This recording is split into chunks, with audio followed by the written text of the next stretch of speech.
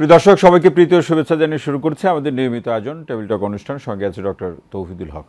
দর্শক, ইসকনের নেতা চিন্ময় কৃষ্ণ দাসকে গ্রেপ্তারের মধ্য দিয়ে ভারতের কিছু গণমাধ্যম এবং তাদের কতিপয় নেতা যে ধরনের মন্তব্য সংসদে এবং সংসদের বাইরে যে ধরনের মন্তব্য করেছেন বাংলাদেশের প্রসঙ্গে অথবা দুই রাষ্ট্রের সম্পর্কের প্রশ্নে, সেটি নানাভাবে আলোচনা সমালোচনার সৃষ্টি করেছে। যে বাংলাদেশে সংখ্যালঘু বিশেষ করে হিন্দু ধর্মাবলম্বীদের ক্ষেত্রে এখন যে সম্প্রীতি বজায় করছে সেটি আগের বছর অর্থাৎ গত 15 বছরের থেকে অনেক বেশি ভালো অবস্থান রয়েছে। কিন্তু নানাভাবে ঘটনা তৈরি করে কিংবা অতীতের কোনো ঘটনার ছবি ব্যবহার করে যেভাবে ভারতের কিছু কিছু গণমাধ্যম, বিশেষ করে আর বাংলা সহ আরও কিছু গণমাধ্যম যেভাবে বিষয়গুলোকে প্রকাশ করছে, তার প্রেক্ষাপটে দুই রাষ্ট্রের সম্পর্ক এখন যে অবস্থায় এসে পৌঁছেছে সেটি ভূ রাজনীতির প্রেক্ষাপটে নতুন কোনো সমীকরণ অথবা অবস্থা তৈরি করবে কিনা এবং সেই বিষয়গুলো নিয়ে গভীরভাবে পর্যালোচনা কিংবা কীভাবে একটি স্থিতিশীল অবস্থা তৈরি করা যায় সেটি 9 অথবা 10 তারিখে সচিব পর্যায়ের একটি বৈঠকের আলোচনার কথা শোনা যাচ্ছে। পাশাপাশি ভারতের বাংলাদেশের যে কিছু পণ্যের বিষয়ে ভারতের উপরে নির্ভরশীলতা বলি অথবা সেটি ক্রয় করার যে প্রসঙ্গ রয়েছে, সেক্ষেত্রে বাংলাদেশের মধ্যে থেকে বিশ্লেষকরা কিংবা আমাদের যারা অর্থনীতি আমদানি রপ্তানি বিষয়গুলো নিয়ে যারা কাজ করেন বা ব্যবসায়ী সমাজ রয়েছেন, তারা বিকল্প বাজার অনুসন্ধানের প্রসঙ্গগুলোও বলছেন এবং দেশীয়ভাবে উৎপাদনের অর্থাৎ দেশের সক্ষমতা বাড়ানোর যে প্রসঙ্গ অথবা সেই বিষয়গুলোতে নানাভাবে গুরুত্ব আরোপ করছেন। এবং এই গুরুত্বারোপের যে প্রসঙ্গের সূত্র ধরে আমরা সরকারের সাথে, বর্তমান ডক্টর মোহাম্মদ ইউনূসের নেতৃত্বাধীন অন্তর্বর্তীকালীন সরকারের সাথে রাজনৈতিক দলগুলোর আলাপ আলোচনা এবং তার প্রেক্ষাপটে দেশ জনগণের প্রসঙ্গগুলোতে জাতীয় ঐক্যের যে প্রস্তাব এবং সেই ঐক্যের প্রস্তাবে রাজনৈতিক দলগুলোর অংশগ্রহণ, সকল জনগণের মধ্য থেকে সকল পর্যায়কে সমবেত করা, ঐক্যবদ্ধ করার যে প্রচেষ্টা এবং এই প্রচেষ্টার মধ্য দিয়ে অর্থনীতি কিংবা ভূ রাজনৈতিক প্রেক্ষাপটে যে অবস্থাগুলো আছে সেই অবস্থাগুলোকে মোকাবেলার প্রচেষ্টা গ্রহণ করা এবং এই সার্বিক অবস্থাগুলোকে নিয়েই আজকের আলোচনাটি করতে চাই। তারই প্রেক্ষাপটে আলোচনার শিরোনাম ভূ রাজনীতি ও অর্থনীতি। তিনজন সম্মানিত আলোচক আমাদের সঙ্গে স্টুডিওতে উপস্থিত আছেন। আসুন তাদের সাথে পরিচয় করে দিয়ে আলোচনা শুরু করার আগে আমার ডান দিকে আছেন নিরাপত্তা বিশ্লেষক ও ভূ রাজনীতি বিশেষজ্ঞ অবসরপ্রাপ্ত ব্রিগেডিয়ার জেনারেল মোহাম্মদ শামীম কামাল। মাঝখানে আছেন রাজশাহী বিশ্ববিদ্যালয়ের আন্তর্জাতিক সম্পর্ক বিভাগের সাবেক সভাপতি প্রফেসর ডক্টর সৈয়দ আবদুল্লাল মামুন চৌধুরী এবং সর্বডানে আছেন Bangladesh institute of international and strategic studies বিসের গবেষণা পরিচালক ডক্টর মাহফুজ কবির। আপনাদের তিনজনকে অনুষ্ঠানে স্বাগত জানাচ্ছি। শুরুতেই অবসরপ্রাপ্ত ব্রিগেডিয়ার জেনারেল শামীম কামাল, আপনার কাছে আসতে চাই যে ভূ রাজনৈতিক প্রেক্ষাপট ভারতের সাথে বাংলাদেশের সম্পর্কের ব্যাপারটি কেমন হবে সেটি তো অবশ্যই ন্যায্যতার ভিত্তিতে, সম্মানের ভিত্তিতে হবে, কিন্তু এখন ভারতের মধ্যে থেকে কতিপয় নেতার যে বক্তব্য, পররাষ্ট্রমন্ত্রীর বক্তব্য সহ অন্যান্য দু একজন নেতার বক্তব্য, আমাদের যে অবস্থান, সব কিছু মিলে কেউ বলছেন যে এর মধ্যে দিয়ে একটি স্থিতিশীল অবস্থা হবে, আবার কেউ বলছেন যে সম্পর্ক তলানির দিকে যাচ্ছে কিনা সেটিও বিবেচনা করা প্রয়োজন। আপনার দৃষ্টিতে কোথায় আছি আমরা? ধন্যবাদ এশিয়ান টেলিভিশনকে, ধন্যবাদ আজকের সহ আলোচকবৃন্দ এবং দর্শক শ্রোতা। প্রথম যে কথাটা হলো যে জুলাই অগাস্টে যে আমাদের বিপ্লবটা হলো এবং এখানে সরকার যে পতন হলো, তারপরে কয়েকটা জিনিস খুবই স্পষ্টভাবে ভারত বাংলাদেশের বোঝাপড়ার মধ্যে আনতে হবে। প্রথম কথা হচ্ছে যে ইতোপূর্বের যে বাংলাদেশ, বিপ্লবের পূর্বে যে বাংলাদেশ ছিল, সেই বাংলাদেশের অবস্থান কিন্তু চেঞ্জ হয়েছে, পরিবর্তন হয়েছে ভীষণভাবে। তো আমরা বলতে গেলে যেটা বাংলাদেশ আগে ভারতের যে অন্ধ বন্ধুত্ব ছিল, সেই বন্ধুত্বর জায়গাটা কিন্তু নেই। দ্বিতীয়ত হলো এই বিপ্লবের ফলে যে সরকারের পতন হলো এবং তাতে পতিত সরকার প্রধান যে ভারতে আশ্রয় নিলেন, এটা একটা বড় ধরনের কূটনৈতিক পরাজয় ভারতের জন্য। মিরর এশিয়া 2 সেপ্টেম্বর একটা প্রতিবেদন প্রকাশ করেছে, সেখানে তারা বলেছে এটা সিআইএ বা রয়ের ব্যর্থ হয়েছে এবং সিআইএর কাছে হেরে গেছে। এবং সেখানে 3টা যে প্ল্যান ছিল ABC, তার মধ্যে প্ল্যান সি ছিল পতিত সরকার প্রধান শেখ হাসিনাকে ভারতে আশ্রয় দেওয়া। অজিত দোভাল এবং প্রধানমন্ত্রী শেখ হাসিনা, সাবেক প্রধানমন্ত্রীর মধ্যে যেটা ছিল সেটা বাস্তবায়ন করেছেন। বাস্তবিক অর্থে এখন বুঝে নিতে হবে যে চশমাতে যে দৃষ্টিভঙ্গি থেকে ভারত বাংলাদেশের থেকে তাকাতো ইতোপূর্বে, সেই বাংলাদেশ কিন্তু এখন নেই। সুতরাং এখন নতুন করে হিসাব কিতাব করার বিষয় আছে। সেই হিসাবে তারা কি ভুল করছে কিনা?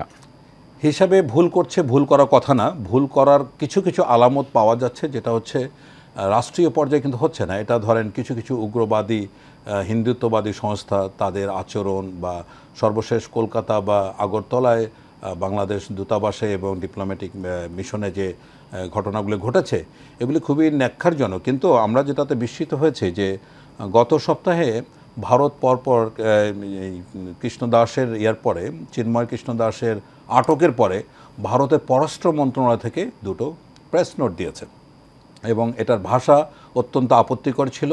এবং আমরা যে জিনিসটা খেয়াল করলাম যে এই প্রথমবার বাংলাদেশ এটার 1 ঘন্টার মধ্যে প্রতিবাদ করেছে। তো মূলত যেটা হলো ভারত বাংলাদেশের যে এতদিনের সম্পর্ক এটাকে নতুন করে হিসাব করা ছাড়া কোনো বিকল্প নাই। মূলত আমরা কোনো সময় শক্তভাবে দাঁড়াতে পারিনি, কিন্তু এবার একটা ব্যতিক্রমধর্মী অবস্থানে আমরা আসছি। তো এটা ডিপ্লোম্যাটিক অবস্থাটা বলতে পারেন যে একেবারে তলানিতে, এবং যেরকম কথা যেরকম আচরণ যে রকমের ঘটনা ঘটছে যেটা কিন্তু খুব ভবিষ্যৎ খুব ভালো ইঙ্গিত করে না। আগামী 10 ডিসেম্বর একটা ডিপ্লোম্যাটিক পর্যায়ে উভয় দেশের সচিব পর্যায়ের একটা মিটিং হওয়ার কথা আছে বাংলাদেশে। এখানে আশা করা যায় এখানে উভয় দেশকে বুঝতে হবে ভারতের কিন্তু কোনো বন্ধু রাষ্ট্র নেই বাংলাদেশ ছাড়া। বাংলাদেশ ভারতের সবচেয়ে বড় মার্কেট। সুতরাং এখানে যদি কোনো ধরনের নেতিবাচক আচরণ বা নেতিবাচক কার্যক্রম গ্রহণ করে থাকে উভয় দেশের জন্য ক্ষতিকর। ভারত কি তার যে পুরাতন বন্ধু অর্থাৎ বিগত 15 বছর ধরে তার যে রাজনৈতিক বন্ধু তার প্রেক্ষাপটে তার অর্থনীতি কিংবা দীর্ঘদিনের সাথে বা সেই 71 বা তার আগের থেকেও যদি আমরা বলি বাংলাদেশের সাথে যে সম্পর্ক সেই বিষয়গুলোকে পাশ কাটিয়ে সে শুধু বিগত সরকারের জন্য কি কোনো ঝুঁকি নিতে পারে, এরকম কি বিচার বিশ্লেষণ তাই বলে? এটা করাটা একেবারেই বোকামি হবে। কোনো ম্যাচিউর ডেমোক্রেটিক কান্ট্রি ভারতের এ ধরনের চিন্তাভাবনা করাটা খুবই সুইসাইডাল হবে, ভীষণ সুইসাইডাল হবে। কারণ আমরা যদি একবার বিকল্প চিন্তাভাবনা যাই তাহলে সবচেয়ে বড় ক্ষতিগ্রস্ত হবে ভারত। আপনারা দেখেছেন যে দেখুন এই ঘটনার পরপরে যে কয়েকটা নেতিবাচক আচরণ একদম নির্মমভাবে আসছে, সেটা হচ্ছে প্রথমে ইনডিসক্রিমিনেটলি অকাতরে আমাদের ভিসা বন্ধ করে দিল, এখনো বন্ধ আছে। হ্যাঁ এখনো বন্ধ, রেগুলার ভিসা এখনো বন্ধ। এবং তারা জানে এবং আমরা খুব ভালো করে জানি যে আমাদের অনেক ক্রিটিক্যাল রোগী অন্ধের মতো ভারতের উপরে বিশ্বাসী। আমাকে পর্যন্ত ভিসা দেওয়া হয়নি, আমি ভিসা পাইনি। তার মানে কি আমার সামর্থ্য আছে, আমি থাইল্যান্ডে চলে গেছি, এখন মালয়েশিয়া আছে, থাইল্যান্ড আছে, সব বিকল্প। এখন দেখেন যদি বন্ধ হয়ে যায় আমাদের বিকল্প খুঁজতে হবে, এবং এই বিকল্প খুঁজতে গেলে যদি আমরাই শুধুমাত্র ক্ষতিগ্রস্ত তা কিন্তু না। পশ্চিমবঙ্গ এবং কলকাতার অর্থনীতির একটা বিশাল অংশ বাংলাদেশ থেকে ইনফিউজ করা হয়। সুতরাং এখন দেখেন তাদেরকেও ভাবতে হবে, অবশ্যই ভাবতে হবে। তারা মহা বিপদে পড়বে যদি আমাদের সাথে যদি বাংলাদেশে একবার বলে যে না আমরা ভারতমুখী হব না, সবচেয়ে বড় বিপদে পড়বে ভারত। এটা তারা টের পাচ্ছে না। সুতরাং ব্যক্তিগত পর্যায়ে, ধর্মীয় পর্যায়ে, বিভিন্ন সংগঠন যে যাই বলুক না কেন, রাষ্ট্রীয় পর্যায়ে খুব ম্যাচিউরড আচরণ না করলে ভবিষ্যতে ভয়ানক একটা পরিস্থিতির জন্যই সেটি ঝুঁকি তৈরি করবে। অসংখ্য ধন্যবাদ মামা শামীম কবির। আসতে চাই ডক্টর মাহফুজ কবির আপনার কাছে, যে আসলে একজন নেতা তিনি বললেন যে পশ্চিমবঙ্গের যে বিজেপির যে নেতা তিনি বললেন যে আসলে আমদানি রপ্তানি বন্ধ করার একটা ঘোষণা 20 মিনিট প্রতীকী অর্থে তারা বন্ধও রাখলেন। কিছু পণ্যের ব্যাপারে তো আমাদের নির্ভরশীলতা আছে। এখন নির্ভরশীলতা মানে এই নয় যে এটা ভারত থেকে আমাদেরকে কিনতে হবে, আমরা বিকল্প বাজার অনুসন্ধান করা, সেখান থেকেও ক্রয় করার একটা প্রসঙ্গ রয়েছে। এখন এই আলোচনাটি কি আছে কিনা বা আপনারা সেটি দেখেন কিনা যে আমরা কি ভারতের কাছ থেকে সাশ্রয়ী মূল্যে সেটা কিনতে পারি কিনা, এই ক্রয়ের মধ্য দিয়ে কূটনৈতিক সম্পর্ক স্থিতিশীল থাকে কিনা, এই ধরনের কোনো নির্ভরশীলতা আছে কিনা? ধন্যবাদ, গুরুত্বপূর্ণ একটি প্রশ্ন করেছেন। আসলে যদি আমরা চিন্তা করি যে আমাদের ইম্পোর্ট সোর্স কোনগুলো আছে যেগুলো সবচেয়ে কম সময়ে আমাদের দেশে ওই পণ্যগুলো দেবে এবং একই সঙ্গে সবচেয়ে কম খরচে, তো সেই অর্থে ভারতের আসলে বিকল্প খুঁজে পাওয়া যাবে না। কারণ হচ্ছে কি যে তাদের কাছ থেকে সবচেয়ে কম খরচে আমরা র মেটেরিয়াল, ইন্টারমিডিয়েট গুড এবং অন্যান্য বিভিন্ন ধরনের কনজিউমার গুডস সেটা পাই এবং সবচেয়ে কম সময়ে পাই। তার কারণ পশ্চিমবঙ্গের থেকে কিন্তু বড় রকমের একটা সাপ্লাই আসতে পারে, বা এই দিকে যে রুটটা রয়েছে সেখানে যেমন বেনাপোলের যে আপনার ল্যান্ডপোর্ট, তো সেই দিক দিয়ে আমরা পাচ্ছি, অন্যান্য অনেক জায়গাতে আসলে ল্যান্ডপোর্ট রয়েছে, যার ফলে ওভারনাইট আমরা জাস্ট অনেক সময় এলসি না খুললেও কিন্তু পণ্য নিয়ে আসতে পারি ওই পার থেকে। সম্পর্ক থাকলে যা হয়, হ্যাঁ, না এই বাণিজ্যিক সম্পর্ক কিন্তু স্বাভাবিক রয়েছে এবং এটা কিন্তু মাননীয় পররাষ্ট্র উপদেষ্টা কিন্তু ইতিমধ্যে পরিষ্কার করেছেন যে বাণিজ্যের জায়গাতে আসলে কোনো সমস্যা নেই, হবে না। রাজনৈতিক জায়গাতে হয়তো আলাপ আলোচনার সুযোগ রয়েছে বা সেই জায়গাতে বোঝাপড়া হবে। তো বিষয়টা অত্যন্ত পরিষ্কার এবং আমাদের দুইটা দেশের মধ্যে যে পরিমাণে ভ্যালু চেইনে ডিপেন্ডেন্সি আছে, তো সেটা আসলে ব্রেক করাটা অল্প সময় আমরা পারবো না এটা করতে।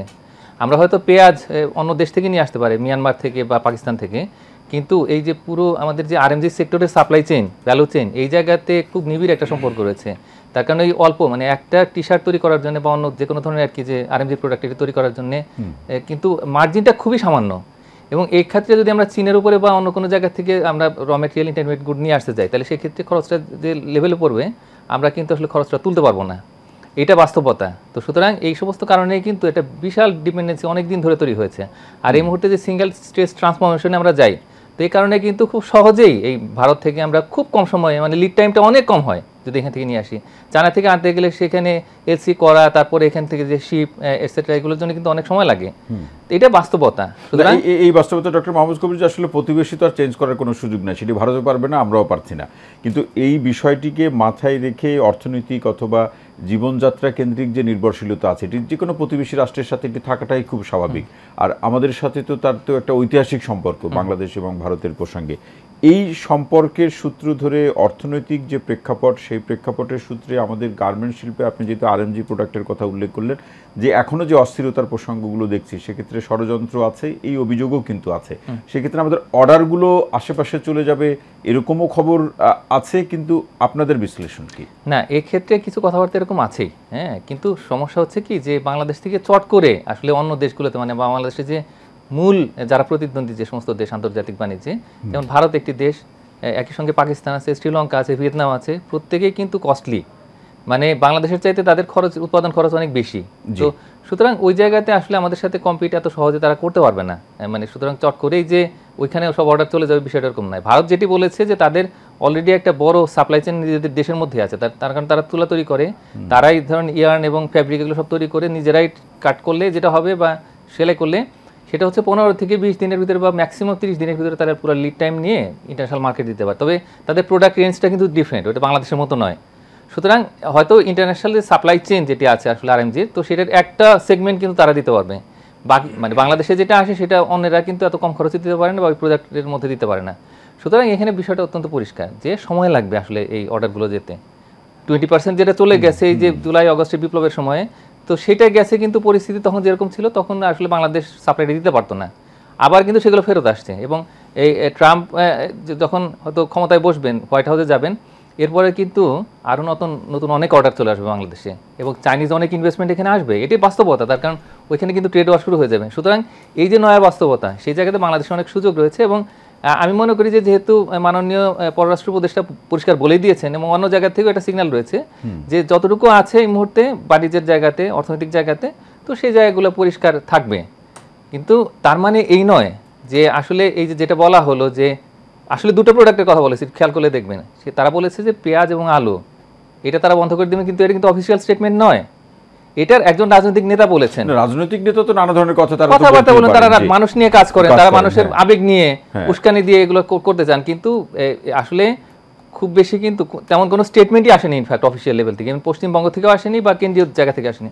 সুতরাং এই জায়গাতে আসলে বিভ্রান্তির সুযোগ নেই। আমি মনে করি যে এটা শুধুমাত্র সাময়িক উত্তেজনা সৃষ্টি করেছে এবং এতে আসলে কারোরই লাভ হবে না, মানে যেমন ভারতেরও লাভ হবে না, বাংলাদেশের তো আসলে তখন অন্য সোর্স থেকে তারা হয়তো নেওয়ার চেষ্টা করবে। তার কারণ আলু দেশের ভিতরেও হয়তো আমরা উৎপাদন করব, কিছুটা হয়তো বেশি দামে খেতে হবে, পেঁয়াজও আমরা তো ইতিমধ্যে অনেকটাই উৎপাদন করছি এবং অলরেডি এখন আমাদের কিন্তু যতটুকু লাগে তার চাইতে বেশি স্টক আছে, ডোমেস্টিক্যালি কিন্তু আমরা সেলফ সাফিসিয়েন্ট হয়ে গেছি। এরপরেও আমরা যদি বাজারে বাস্তবতা বিবেচনা সক্ষমতার প্রসঙ্গ, হ্যাঁ, সেটা তখন আমাদের ডোমেস্টিক ক্যাপাসিটি বাড়বে, ডোমেস্টিক ক্যাপাসিটি আর বাড়াতে হবে। ডক্টর মাহফুজ কবির, অসংখ্য ধন্যবাদ। প্রফেসর ডক্টর সৈয়দ আব্দুল্লাহ আল মামুন চৌধুরী, আপনার কাছে আসতে চাই যে আসলে অনেকেই বলছেন যে আসলে ভারত দীর্ঘদিনের বন্ধু, অস্বীকার করার উপায় নেই, কিন্তু যেহেতু বন্ধুর কাছ থেকে যে ধরনের প্রতিক্রিয়া বা নানা ধরনের সিদ্ধান্ত বা অবস্থার মুখোমুখি হতে হয়েছে বা হচ্ছে, তার সূত্র ধরে বিকল্প বন্ধু যদি অনুসন্ধান করার চেষ্টা করা হয়, এরকম বন্ধু আমরা কোথায় পাবো বা আছে কিনা, বা কোন জায়গাগুলোতে সে অনুসন্ধানটা হলে আমাদের যে চাহিদা বা আমাদের যে প্রয়োজন সেটি পূরণ হবে? ধন্যবাদ, অত্যন্ত চমৎকার একটি প্রশ্ন আপনি করেছেন। আমি আপনার এই প্রশ্নের জবাবে যাওয়ার আগে আমরা একটু জাস্ট 2023 সনের বিচারে, 2024 তো আমাদের অনেক ধরনের রাজনৈতিক অর্থনৈতিক সমস্যা হয়েছে, কাজে আমরা 2023-এ কী ঘটেছে সেটা যদি দেখি যে বাংলাদেশের সাথে ভারতের যে সম্পর্ক এবং একটা অল্টারনেটিভ মার্কেট আমরা সার্চ করব কি না, সেটা করার জন্য 3টি বিষয়কে আমরা পরীক্ষা করি। যে একটা হচ্ছে আপনার বাণিজ্যিক একটা ক্ষেত্র নিয়ে আমরা দুটো কথা বলি, জি। এরপর আমরা ডিপ্লোম্যাটিক একটা কথা বলি, তারপর আমরা একটু গ্লোবাল পলিটিক্সের নিরিখে কথাটা বলি। প্রথমে যদি বাণিজ্যের ক্ষেত্রে আমরা যাই, আপনি দেখেন যে ভারতের সাথে বাংলাদেশের বাণিজ্য 2009-10 অর্থ বছর থেকে রাইজিং হওয়া শুরু হয়েছে, এবং এর আগে কিন্তু 1 বিলিয়নের নিচে আমাদের ট্রেড এক্সচেঞ্জ ছিল।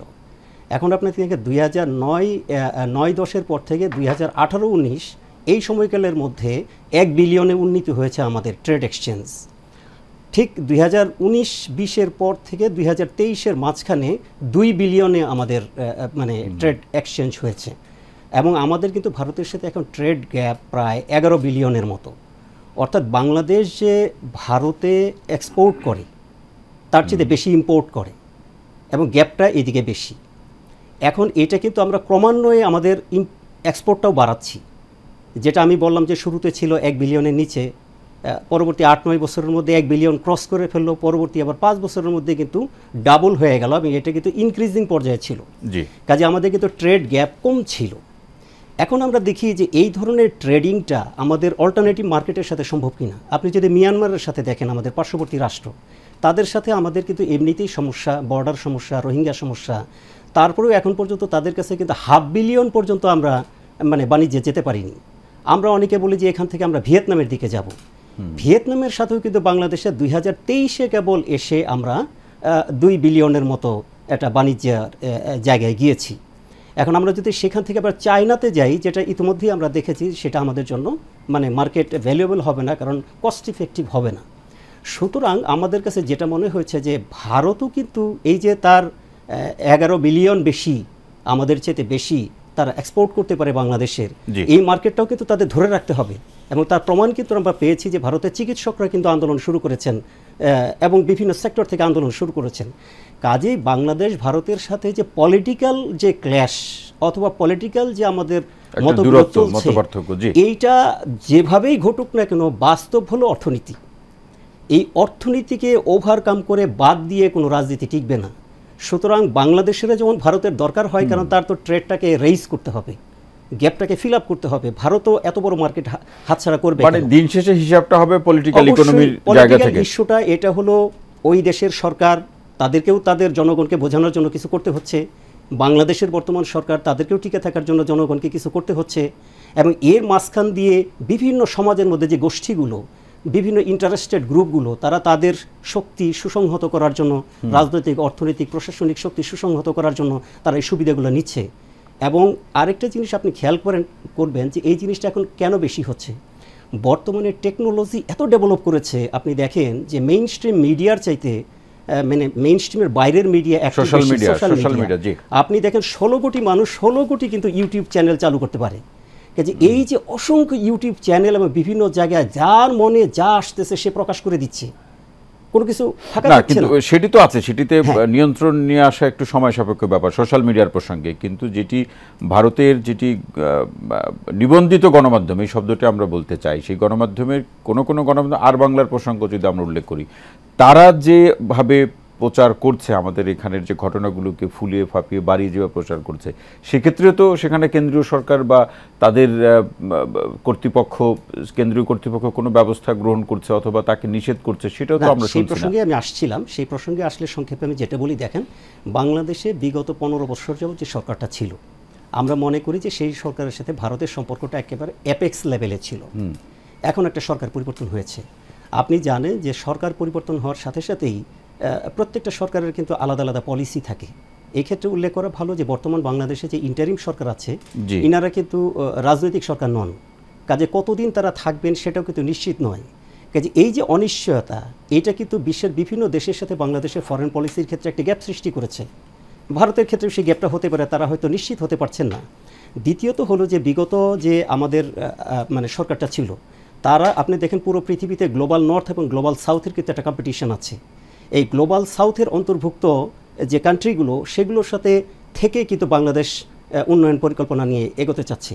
এখন বর্তমান যে সরকারটা আসছে, সেই সরকারে আমরা বিশ্লেষণ করে দেখতে পাচ্ছি যে তারা হয়তো গ্লোবাল নর্থের কোনো শক্তিশালী অ্যাক্টরের সাথে অ্যালাইন হয়ে তারা তাদের এজেন্ডাগুলো বাস্তবায়ন করার চেষ্টা করছে, যেটা ইন্ডিয়া তো গ্লোবাল সাউথের অন্তর্ভুক্ত এবং গ্লোবাল সাউথের একটা লিডিং পজিশনে ইন্ডিয়া যাওয়ার চেষ্টা করছে বা আছে।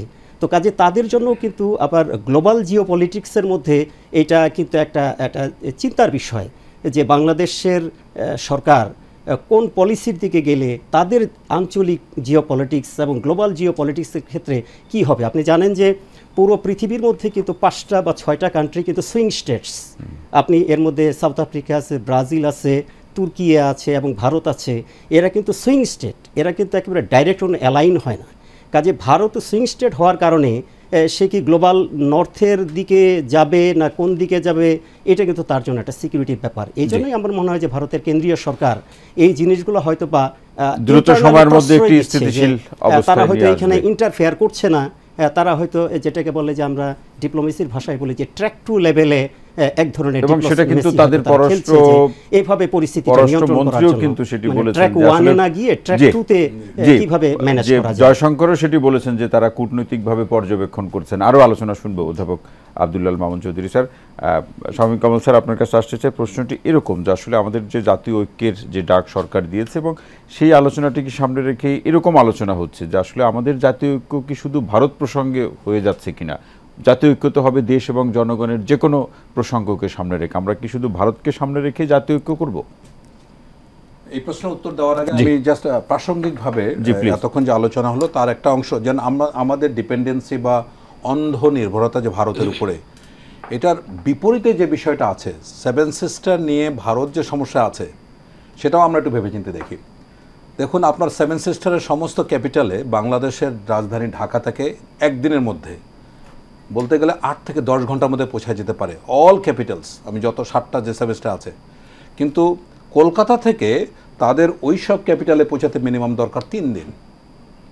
এবং এমনও দেওয়াল লেখান দেখা যায়, আসামে ভারতীয় শোষণ বন্ধ করো। এই 7 সিস্টারের অনেক দেশ, অনেক প্রদেশ আছে যারা বাংলাদেশের সাথে সরাসরি বাণিজ্য করতে আগ্রহী, এটা কেন্দ্রীয় সরকার অ্যালাউ করে না। আমি ছোট্ট একটা উদাহরণ দিই। আপনার 2024-এ অগস্ট থেকে নভেম্বর এই 5 মাসে বাংলাদেশ থেকে রপ্তানি হয়েছে 177 কোটি মেট্রিক টন পণ্য। কেন ইমাজিন? এবং এইটা 22-23 পুরো অর্থ বছরে ছিল মাত্র 28 কোটি মেট্রিক টন। তার মানে 7 থেকে 8 গুণ বেড়ে গেছে। আপনি জেনেও অবাক হবেন, রড, সিমেন্ট, ইট, পাথর এমন কোনো কিছু জিনিস নাই যে এখানে বাংলাদেশ থেকে যায় না। সুতরাং 7 সিস্টারে বাংলাদেশের উপরে যে তারাও আমাদের কাছে এমনভাবে নির্ভরশীল, এটা কিন্তু আমরা ভুলে গেলে চলবে না। আপনি যখন একটা জিনিসকে হ্যান্ডেল করতে যাবেন, তারা যখন যদি স্টপ করে দেয়, উই অলসো স্টপ। এটা তো মানে টিট ফর ট্যাট, এরকম একটা ব্যবস্থায় যেতে হবে। এখন আপনি যে প্রশ্ন করলেন যে জাতীয় ঐক্য অনেক আগে দরকার ছিল। এই জাতির সমস্যা কি বাংলাদেশের সমস্যা হলো আমাদের জাত্যাভিমান নাই। আমরা সারা জীবন দাসত্ববৃত্তি, পরনির্ভরশীলতার উপর আমরা টিকে আছি। এখন একটা ঘটনা ঘটেছে বলেই এখন জাতীয় ঐক্যের প্রশ্ন আসছে। যেমন গতকালকে আমরা যেটা দেখলাম, একটা অভূতপূর্ণ ঘটনা, সকল রাজনৈতিক দল একত্রিত হয়ে একটা মোটামুটি সিদ্ধান্ত নিয়েছে যে একসাথে কাজ করবে। কারণ এটা কোনো বিকল্প নাই। ভারতের মতো দেশ যখন আপনার যে কোনো ইস্যুতে তারা এক হয়ে যায়, তারা এক সুরে কথা বলে, এবং আমরাই অত্যন্ত ব্যতিক্রমধর্মী একটা জাতি যে কোনো সময় আমরা সবসময় স্প্লিট করি আমাদের প্রত্যেকটা বিষয়। এখন প্রসঙ্গটা যে ঐক্য কি শুধু ভারতের প্রসঙ্গ এই তৈরি হলো বলেই কি আমাদের শুধু ঐক্য দরকার? হ্যাঁ, ব্যাপারটা তাই। মানে এখন হয়েছে কি, এটা হলো it depends on the culture, আমরা কী ধরনের স্ট্র্যাটেজিক কালচার তৈরি করতে পারি। বাট এইটাকে এখান থেকে শিক্ষা নিয়ে আমরা ভবিষ্যৎ যদি এক হতে পারি, জাতীয় যে কোনো প্রয়োজনে আমরা এক হতে পারি, তাহলে সেটা একটা বড় ধরনের একটা শিক্ষা আমাদের জন্য হবে। আমাদের জন্য এখন বিকল্প দেখেন, আজকের একটা ঘটনা বলি। জি, আজকে নেপালের সাথে চায়নার একটা স্বাক্ষর হয়েছে, বেল্ট অ্যান্ড রোড ইনিশিয়েটিভে আজকে নেপাল স্বাক্ষর করেছে। এখন পিকে শর্মা ওলি, ভারতের বা নেপালের যে প্রধানমন্ত্রী, প্রথাগতভাবে নেপালের প্রধানমন্ত্রী নির্বাচিত হওয়ার পরে প্রথম ভিজিট করে ভারতে, কিন্তু এবার এটা ব্যতিক্রম ঘটিয়ে তারা চায়নাতে গেল এবং আজকে বেল্ট অ্যান্ড রোড ইনিশিয়েটিভে তারা স্বাক্ষর করেছে। ভবিষ্যতে যে কোনো স্ট্রাকচার, এটা ভারতের প্রতি রীতিমতো বৃদ্ধাঙ্গুলি প্রদর্শন করা। তো এরকম উপমহাদেশে বেশ কয়েকটা দেশ আছে, মালদ্বীপ, নেপাল, ভুটান। তো আমরা বাংলাদেশ, আমাদের প্রতি এত বড় চাপ নাই, কিন্তু আমরা আমাদের সাইকোলজিটা এরকম, আইদার ভারতের দিকে আমরা নিজেরাই চাপ অনুভব করি, নিজেরাই আমরা একটা সিস্টেম ফেলে দেই। এখন একইভাবে আজকে নেপাল যেটা করেছে সেটাকে অনুসরণ করে রাইট দ্য টাইম আমাদের যেটা করতে হবে, বেল্ট অ্যান্ড রোড ইনিশিয়েটিভ, যেটা আপনার চায়না, মিয়ানমার, বাংলাদেশ রোড, এই রোডটাকে আমাদের, মানে রোড বলতে তার এখানে শুধু রাস্তাকে মিন করছে না, অল কাইন্ড অফ কমিউনিকেশন আমাদের বিকল্প। চায়না এক পায়ের উপরে দাঁড়িয়ে আছে, চায়না জিওপলিটিক্যালি বাংলাদেশকে সাপোর্ট করার জন্য অন্ধের মতো দাঁড়িয়ে আছে, শুধু আমাদের ডাক দেওয়ার মানে সময়ের অপেক্ষা, তারা আসতে দেরি করবে, মানে শুধু সিগন্যাল দেওয়াটা বাকি, সিগন্যাল দেওয়ার বাকি। এত বড় একটা সুযোগ আমাদের সামনে আছে। শ্যামল স্যার, অসংখ্য ধন্যবাদ। ডক্টর মাহফুজ কবির, আসতে চাই যে এই যে প্রসঙ্গগুলো, ধরুন রাজনীতি, কূটনীতি, অর্থনীতির প্রসঙ্গ, সেক্ষেত্রে ভারত এখন যে কথা বলছে বা যে ধরনের ব্যবস্থাগুলো আমরা দেখছি, সেই ব্যবস্থাগুলোর সাথে ট্রাম্প 20 তারিখে শপথ নেবেন, আমাদের কি ভারত কি ট্রাম্পের ভয় বাংলাদেশকে দেখাচ্ছে কিনা কূটনৈতিক প্রসঙ্গে, অর্থনৈতিক প্রসঙ্গে এবং এই ভূরাজনৈতিক প্রেক্ষাপটে, এই প্রসঙ্গগুলো নিয়েও নানাভাবে আলোচনা হচ্ছে। এই প্রশ্নটা আপনার কাছে রেখে গেলাম, বিরতি থেকে ফিরে এসে শুনবো। প্রিয় দর্শক, আপনারা দেখছেন আমাদের নিয়মিত আয়োজন টেবিল টক অনুষ্ঠান। ছোট্ট বিরতি শেষে আবারও ফিরছি, সঙ্গেই থাকুন।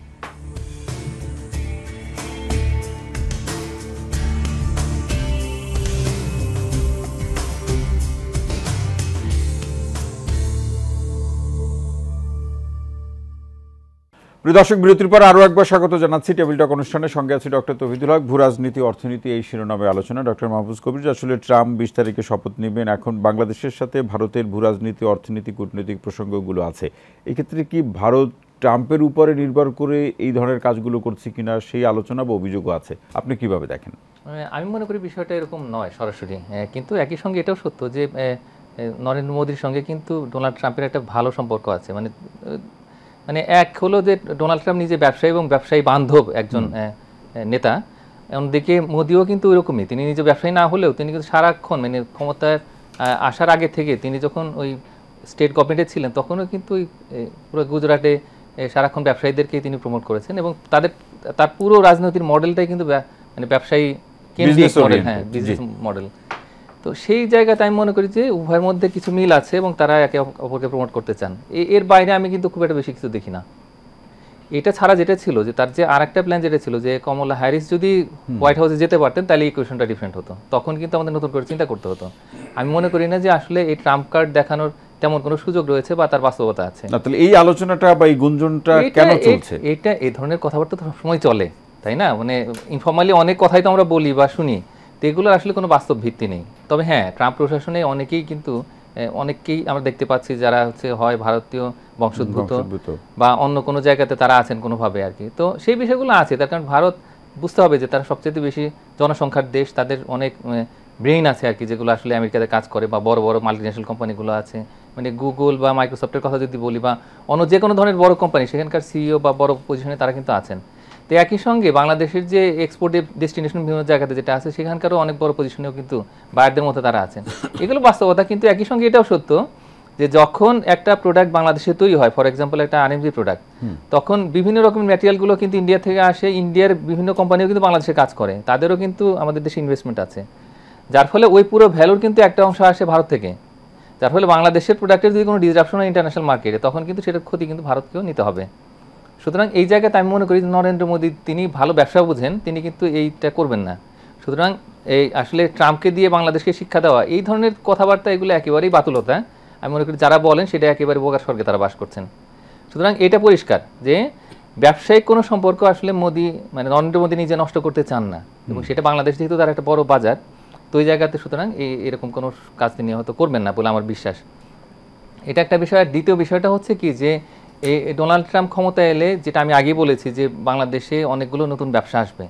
আর আরেকটা বিষয় হচ্ছে কি যে একটু খেয়াল করে দেখবেন যে এই মুহূর্তে যেহেতু আমরা $2 বিলিয়ন বেশি এক্সপোর্ট করছি ভারতে, তার মধ্যে অর্ধেক পণ্যই কিন্তু গার্মেন্টস পণ্য, এবং ইন্টারন্যাশনাল অনেকগুলো বড় বড় কোম্পানি, মানে বিশেষ করে তৈরি পোশাক যেগুলো বিক্রি করে, তারা কিন্তু ভারতে আউটলেট খুলে বসেছে এবং তাদের বাইরেও বাংলাদেশে, এবং তারা এখান থেকে নিয়ে যাচ্ছেন তাদের বাজার বিক্রি করার জন্য। কম দামে অত্যন্ত উচ্চমানের পণ্য কিন্তু ভারতের বাজার বিক্রি হচ্ছে, যেটা অন্য জায়গা থেকে সোর্স করলে অনেক অনেক খরচ হতো। তো সুতরাং এই যে ব্যবসায়িক যে একটা সম্পর্ক, সেই সম্পর্কের জায়গাতে আমি মনে করি যে ডোনাল্ড ট্রাম্প নিজেও ভালো বোঝেন এটা, এবং তার বাজারেও যে প্রোডাক্টগুলো বাংলাদেশ থেকে যাচ্ছে সেটা কম দামে যাচ্ছে। সুতরাং ওই জায়গাতে কোনো রকম ডিসরাপশন হবে। দক্ষিণ এশিয়ার যে বাস্তবতা বা এই সাউথ এশিয়ার যে পলিটিক্স, সেটাকে এই রাজনীতির কারণে কিছু ভিন্নতা তৈরি হবে কিনা? আমি মনে করি যে এই মুহূর্তে ওই রকম তেমন কোনো সম্ভাবনা নেই। আমি যেটা দেখতে পাচ্ছি যে মানুষের মনের মধ্যে কিছু উত্তেজনা আছে, আবেগ আছে, সেগুলোই কিন্তু সেটার বহিঃপ্রকাশ আমরা দেখতে পাচ্ছি।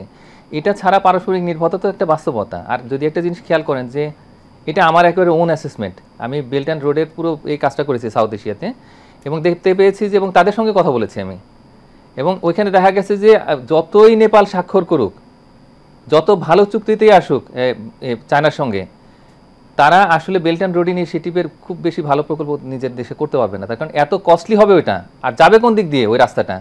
এই কানেকশনটা তৈরি হওয়ার তো কোনো স্কোপই নেই, তার কারণ ওই ভারতের উপর দিয়ে যেতে হবে, নাহলে ওই পাশ দিয়ে যদি চীন থেকে আসে সিচুয়ান হয়ে, তাহলে কিন্তু এটা আনভায়াবল টোটালি।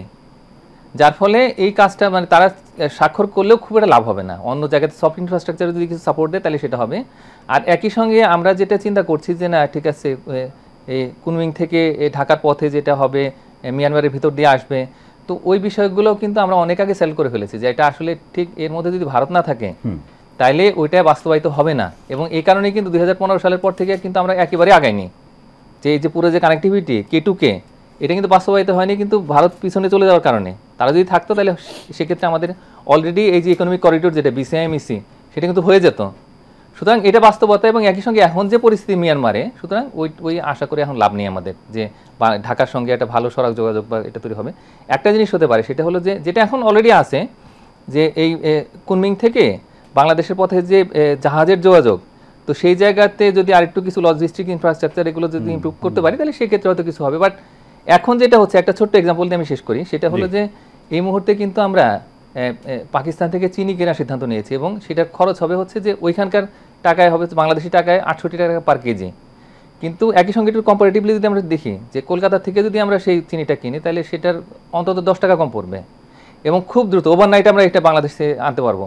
কিন্তু পাকিস্তান থেকে আনতে গেলে জাহাজ ভাড়া লাগে, বিমা লাগে, আর অন্যান্য অনেক খরচ আছে, পরিবহন খরচ, তো সময়ও লাগে, সময়টাকে কিন্তু টাকাতে কনভার্ট করা যায়। সুতরাং এই বিষয়গুলো আছে। কিন্তু একই সঙ্গে এটাও সত্য যে উত্তেজনাগুলো আছে, যে আবেগগুলো আছে, যে আমাদের অনেক প্রশ্ন রয়েছে, সম্মানের কথা জায়গাটা বলি, তো সম্মানটা তো ওদের মানুষের সবচেয়ে বড় সম্পদ এবং এইটার যতটা সম্ভব আর কি আমাদের এই জায়গাতে ছাড় দেওয়ার কোনো সুযোগ নেই। সুতরাং এই যে আবেগের যে বিষয়গুলো রয়েছে সেই বিষয়গুলো আমার মনে হয় যে এই প্রশ্নের সমাধান হওয়া জরুরি এবং যত দ্রুত সম্ভব, যেটা এই 10 তারিখে যে মিটিংটা হওয়ার কথা, 9 তারিখে আসবেন পররাষ্ট্র সচিব, সেটা সেই বৈঠকে আমরা যতটা খোলাখুলিভাবে এই কথাগুলো বলতে পারি ততই কিন্তু এই উত্তেজনা নিরসনের পথ তৈরি হবে এবং সেটা আমাদের কাম্য। দুই দেশের স্থিতিশীলতা এবং সম্পর্কের প্রশ্নে খুবই গুরুত্বপূর্ণ। অসংখ্য ধন্যবাদ ডক্টর মাহফুজ কবির। আসতে চাই অধ্যাপক আব্দুল আল মামুন চৌধুরী স্যার। সেটি হচ্ছে আমাদের এই যে কূটনৈতিকভাবে ভারতের যে মন্তব্যগুলো, বিশেষ করে তাদের কূটনৈতিক প্রসঙ্গগুলো যারা পরিচালনা করেন তাদের, এবং আমাদের এখানে যে ধরনের প্রচেষ্টা থাকা দরকার, আমাদের পক্ষ থেকে যে প্রচেষ্টাগুলো থাকা দরকার, সেই প্রচেষ্টাগুলোকে কিভাবে সক্রিয় করা যায়। আমাদের অনেক ভাবনা আছে, আপনারা বলছেন, আজকের আলোচনায় আপনারা বলছেন নানাভাবে সেমিনার সিম্পোজিয়াম হচ্ছে, সেখানেও কথাগুলো শোনা যাচ্ছে কি করা যায় বা কি করা যেতে পারে, কিন্তু এগুলোকে সক্রিয় করা, বাস্তবায়ন করা, সেই প্রসঙ্গে আমাদের সক্ষমতার কোনো ঘাটতি দেখছেন কিনা? এটা তো আসলে যেটা আমরা বলেছি যে ইতিমধ্যেই আমরা জেনেছি যে আগামী মাসে ভারতের যে পররাষ্ট্র সচিব তিনি বাংলাদেশে, আগামী মাসে না, এই 10 তারিখে আসছেন। তো এটার জন্য কিন্তু আপনার মিনিস্ট্রিয়াল পর্যায়ে অলরেডি মিটিং টিটিং হয়ে একটা প্রস্তুতি আছে। তো উনি যেটা বললেন যে সেটাই বাস্তবতা, যে এই সক্ষমতার ক্ষেত্রটা তৈরি করার জন্যই কিন্তু এগুলো তৈরি হচ্ছে বাংলাদেশের পক্ষ থেকে এবং তাদের পক্ষ থেকে। কারণ আপনি দেখেন জনগণ তো আবেগ প্রকাশ করবেই, কিন্তু ড্রাইভিং সিটে যারা বসে আছে, মানে সংসার যে চালায় পিতা, তাকে তো ঠান্ডা মাথায় কাজ করতে হয়। বাড়ির ভেতরে যারা সদস্য তারা তো ঈদ পার্বণ বিভিন্ন সময় বিভিন্ন কিছু দাবি করে, নানান ধরনের সমস্যা সৃষ্টি করে সংসারের মধ্যে, কিন্তু সংসার যিনি চালান পিতা, তাকে তো ঠান্ডা মাথায় বাস্তবতা দেখে কাজ করতে হয়। তো বাংলাদেশের ড্রাইভিং সিটে যারা বসে আছেন এবং ভারতের ড্রাইভিং সিটে যারা বসে আছেন তারা অবশ্যই এই ক্ষেত্রগুলোকে অবশ্যই মানে ইগনোর করবেন না। এটা করার জন্য আপনি দেখেন যে আমাদের বর্তমানে যারা সরকার পরিচালনা করছেন তাদের এই যে 2025 সন আসতেছে, সেটাকে সামনে রেখে কিন্তু টপ প্রায়োরিটি লিস্টে তৈরি হয়েছে গ্লোবালি, জিওপলিটিক্যালি, যে কি ঘটতে যাচ্ছে। আপনি দেখেন যে আসিয়ান মিটিংটা হয়ে গেল কিছুদিন আগে, এবং সেই এশিয়ান মিটিংয়ের মধ্যে কিন্তু আপনি দেখেন যে সাইডলাইনে টক হয়েছে। আপনি দেখেন যে এশিয়ান অঞ্চলে, আসিয়ানভুক্ত অঞ্চলগুলোতে মার্কিন যুক্তরাষ্ট্র এবং ইউরোপীয় ইউনিয়ন 2023-এ কিন্তু $230 বিলিয়ন সেখানে এফডিআই ইনভেস্ট করেছে। আপনি চিন্তা করতে পারেন যে $230 বিলিয়ন ইনফ্লোস হয়েছে সেখানে, এবং সেই অঞ্চলকে আবার হাতে রাখার জন্য চায়না তার যে ইনভেস্টমেন্ট 300% বৃদ্ধি করেছে সেখানে ইনভেস্টমেন্ট। অর্থাৎ এইখানে কিন্তু এশিয়ান অঞ্চলে ট্রেডকে আপনার কন্ট্রোল করার জন্য ইউরোপীয় ইউনিয়ন এবং মার্কিন যুক্তরাষ্ট্র যেরকম কম্পিটিশন করছে, চায়নাও কম্পিটিশন করছে, তার মাঝখান থেকে কিন্তু এই সুইং স্টেটগুলো বার্গেনিং অপরচুনিটি নেওয়ার চেষ্টা করবে।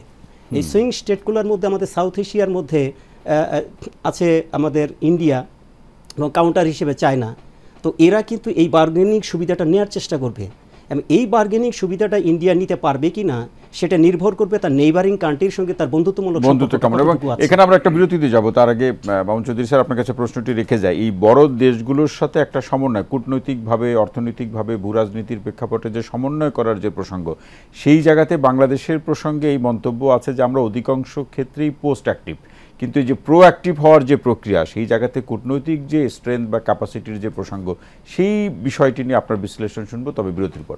প্রিয় দর্শক, আপনারা দেখছেন আমাদের নিয়মিত আয়োজন টেবিল টক অনুষ্ঠান। ছোট্ট বিরতি শেষে আবারও ফিরছি, সঙ্গেই থাকুন।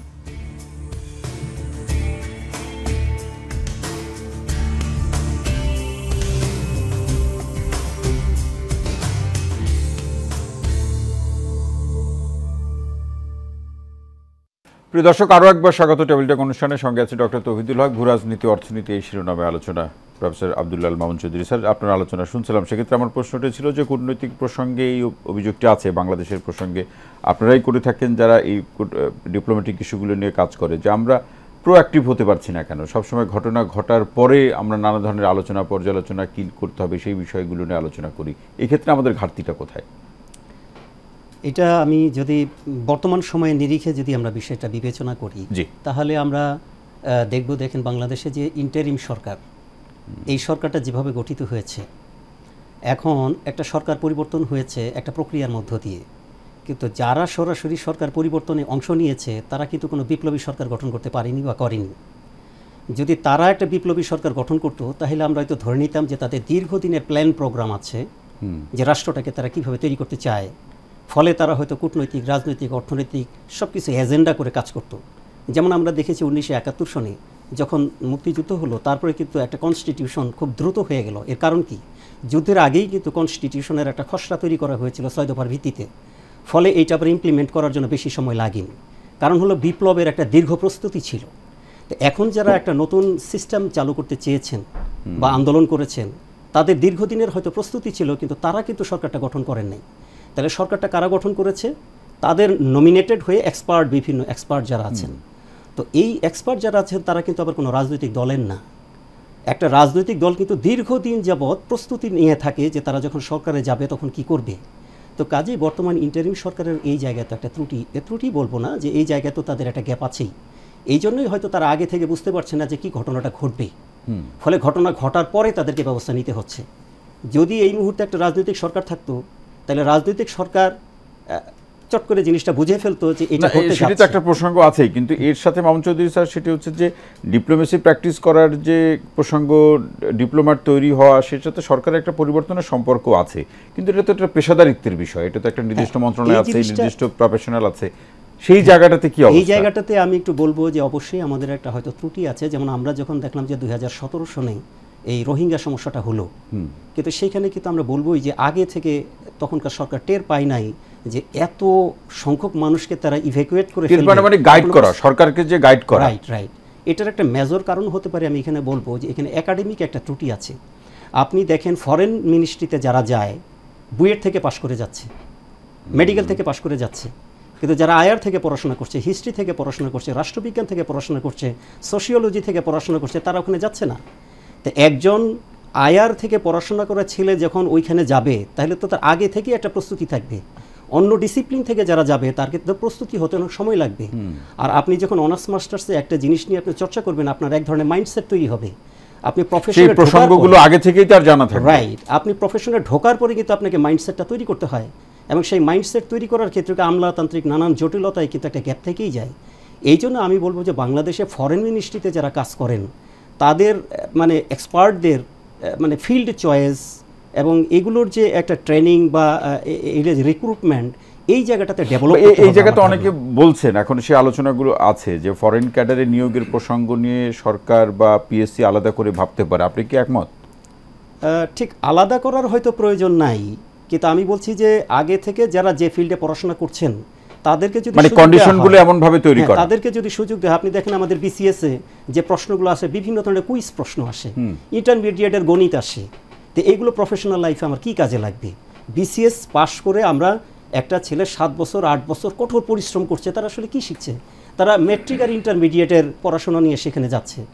তো এই যে ত্রুটিপূর্ণ রিক্রুটিং সিস্টেম, এখানেই তো আমাদের মানে স্কিল ম্যান পাওয়ার আমরা পাচ্ছি না। তা আমাদের যদি রিক্রুটমেন্টের প্রসেসটা চেঞ্জ হতো, যে ফিল্ড ওয়াইজ ফরেন পলিসি, যারা এখানে মানে অনার্স মাস্টার্স বা এই জায়গাতে এই লাইনে পড়ছো, সে ওই জায়গায় যাও। একজন ডাক্তারি পাশ করে ফরেন মিনিস্ট্রিতে যাচ্ছে, তার ডাক্তারি ফিল্ডটাও লস হলো, রাষ্ট্রের ইনভেস্টমেন্ট এখানে লস হলো, আর সে নিজেও তো এখানে যে আবার নতুন করে তাকে নির্মাণ করতে হচ্ছে, আলটিমেটলি সব দিক দিয়ে লস। জি, অসংখ্য ধন্যবাদ।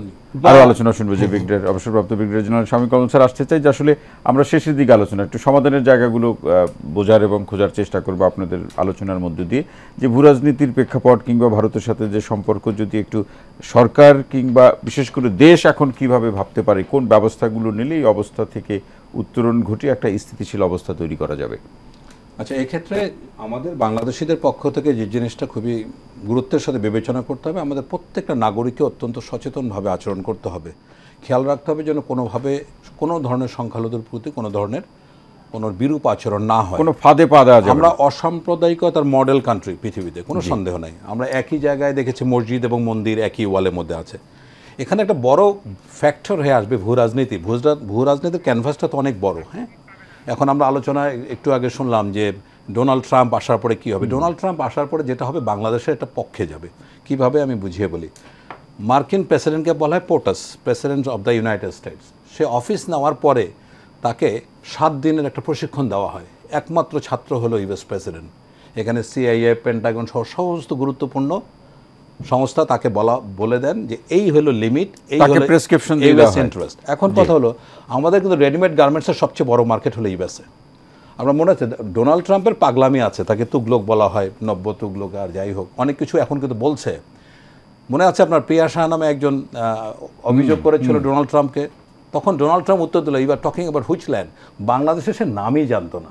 আবার এই যে ভরত বড়াই নামে একজন, সে ওয়েট করছে ডোনাল্ড ট্রাম্প অফিস নিলে তার কাছে কমপ্লেন করবে যেন বাংলাদেশে অর্থনৈতিক স্যাংশন দেওয়া হয়।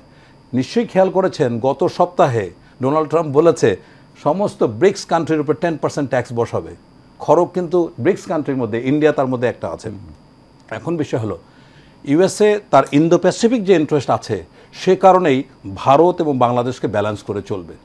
কোনোভাবেই ইউএসএ ভারতকে তার আওতার বাইরে যেতে দেবে না। কিন্তু এই অভিযোগটা, এই ধরনের একটা অভিযোগ ঠিক না, একটা টেন্ডেন্সি আছে বা একটা পারসেপশন আছে যে মার্কিন যুক্তরাষ্ট্র এখনো ভারতের চোখ দিয়ে বাংলাদেশকে দেখে। সেই বাস্তবতা পরিবর্তন হবে কিনা? ভারতের চোখ দিয়ে বাংলাদেশকে দেখে নাকি বাংলাদেশের চোখকে ভারত দেখে, সেটারও একটা ব্যাপার আছে। এখানে বিষয় দেখেন, অ্যাডমিরাল মাহানের একটা কথা বলি। অ্যাডমিরাল মাহান বলছে সেই পৃথিবী কমান্ড করবে যার যে বেশি সমুদ্র নিয়ন্ত্রণ করবে। ইউএসএ এখন 2টা সমুদ্র ডমিনেট করে, প্রশান্ত এবং আটলান্টিক। চায়না একমাত্র তাদের সাগর হচ্ছে সাউথ চায়না সি, সেটা নিয়েই ঝামেলার মধ্যে আছে। ওখানে ভিয়েতনাম, ফিলিপিনকে দিয়ে প্রবলেম মেরে ফেলেছে। যে কোনোভাবে ডেসপারেটলি চায়না এখন ইন্ডিয়ান ভারত মহাসাগরে ঢুকতে চাচ্ছে। তার জন্য তার 2টা পথ, একটা হলো গোয়েদার দিয়ে ঢোকা, আর একটা হলো গিয়ে মিয়ানমার দিয়ে সিতুয়ে দিয়ে ঢোকা। গত 2-3 মাস আগে ভারত কিন্তু সিতুয়ে সমুদ্র বন্দরের নিয়ন্ত্রণ নিয়েছে। সুতরাং এখানে ব্লক করে রেখেছে। এখন চায়না শুধু অপেক্ষা আছে বাংলাদেশ ইঙ্গিত দেওয়া মাত্রই বাংলাদেশের সাথে ভীষণভাবে সম্পর্ক উন্নয়ন করে ছাড় দিবে। শেষ লাইনটি শুনবো, শেষ লাইন। আমি সর্বশেষ বলতে চাচ্ছি যে উভয় দেশের খুবই দায়িত্বপূর্ণ আচরণ যদি না করে, তাহলে এটা হবে ক্ষতিকারক, এবং ক্ষতিকারক উভয় দেশের জন্য। এখানে কিন্তু জনগণ ক্ষতিগ্রস্ত হবে। এটা দেশ, এটা ভারত খুব ভালো অবস্থানে আছে, এটা সে ভাবলে ভুল করবে। অবশ্যই ভুল করবে। এবং আপনি বলেন প্রতিবেশী চেঞ্জ করা যায় না, কিন্তু প্রতিবেশীর অ্যাটিটিউড কিন্তু চেঞ্জ করা যায়। এবং অ্যাটিটিউডকে চেঞ্জ করার জন্য খাসলতটা তো চেঞ্জ করা যাবে। এক্স্যাক্টলি, আপনাকে শক্তভাবে প্রতিবাদের ভাষা ব্যবহার করতে হবে। শেষ মন্তব্য কি বলবেন? আমরা একটু পরামর্শটা শুনতে চাই। আমি মনে করি যে আসলে এখানে সবার একটু ম্যাচিউর অ্যাটিটিউড প্রয়োজন।